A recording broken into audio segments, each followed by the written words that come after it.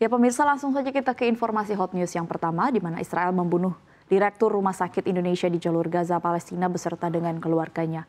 Dokter bernama Marwan Al-Sultan beserta dengan istri dan anaknya tewas dalam gempuran pasukan Israel yang menargetkan bangunan perumahan di barat daya kota Gaza.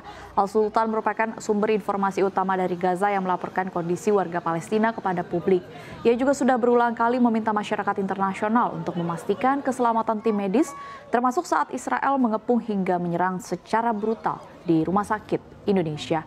Beberapa pekan sebelum wafat, Al-Sultan sempat berbicara kepada The Guardian, mengungkap betapa kritisnya situasi di rumah sakit Indonesia akibat tingginya korban luka-luka dari serangan Israel yang semakin masif sejak Mei 2025. Lebih dari 1.400 tenaga kesehatan telah tewas sejak perang dimulai pada Oktober 2023, menjadikan profesi medis sebagai salah satu kelompok paling rentan dalam konflik ini. Di antara korban tersebut termasuk 3 dokter, kepala perawat Rumah Sakit Indonesia dan Rumah Sakit Anak Al-Nasser, bidan senior teknisi radiologi, serta puluhan tenaga medis muda dan perawat magang.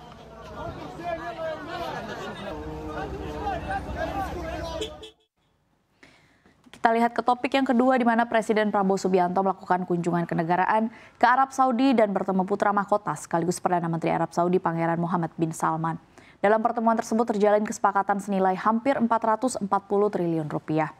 Bertemu di Istana Al-Salam Jeddah pada Rabu 2 Juli, Prabowo dan Pangeran MBS saling menyampaikan salam hangat dan sepakat untuk meningkatkan kerjasama di berbagai sektor seperti ekonomi, energi, investasi, pertahanan, hingga isu Palestina dan krisis regional lainnya.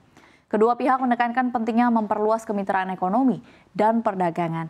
Adapun dalam 5 tahun terakhir, total perdagangan bilateral mencapai sekitar 31,5 miliar dolar Amerika Serikat, menjadikan Arab Saudi sebagai mitra dagang utama Indonesia di kawasan Teluk.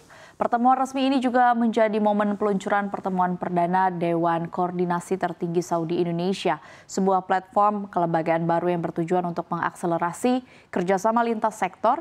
Dan dalam pernyataan pers bersama, sebagaimana dikutip dari Saudi Press Agency, kedua pemimpin menyepakati tata kelola Dewan dan sejumlah rekomendasi strategis. Adapun pertemuan kedua dijadwalkan akan berlangsung di Indonesia pada waktu yang akan disepakati melalui jalur diplomatik.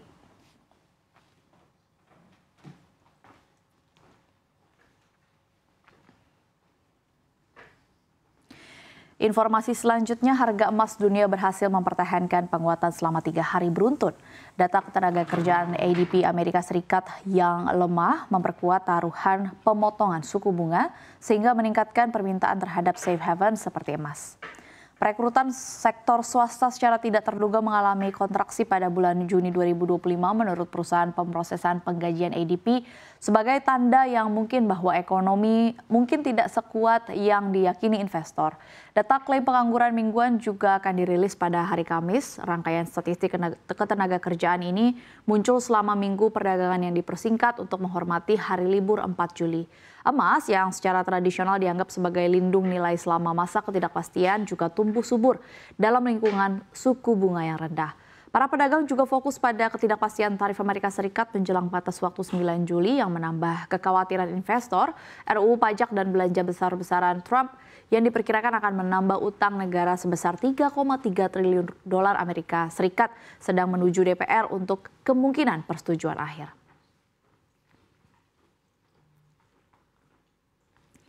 Kita ke informasi yang terakhir, di mana kapal motor penumpang atau KMP Tunu Pratama Jaya tenggelam di Selat Bali pada Rabu malam. Kapal tersebut diketahui membawa puluhan orang penumpang.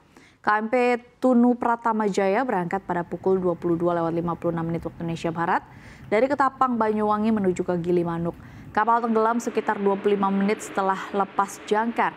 Kejadian ini terlihat oleh petugas jaga Syah Bandar yang kemudian dilaporkan kepada Basarnas dan instansi terkait lainnya. Basarnas mengirimkan personil dari Pos SAR Banyuwangi yang terletak di Pelabuhan Ketapang untuk melakukan pencarian dengan menggunakan rigid inflatable boat. Tim rescue dari Pos SAR Jembrana juga dikerahkan untuk melakukan upaya pencarian terhadap penumpang kapal yang tenggelam di Selat Bali tersebut. Berdasarkan data sementara, manifest kapal berjumlah 53 orang penumpang dan 12 orang kru kapal. Kapal ini juga memuat 22 kendaraan, diantaranya 14 truk tronton.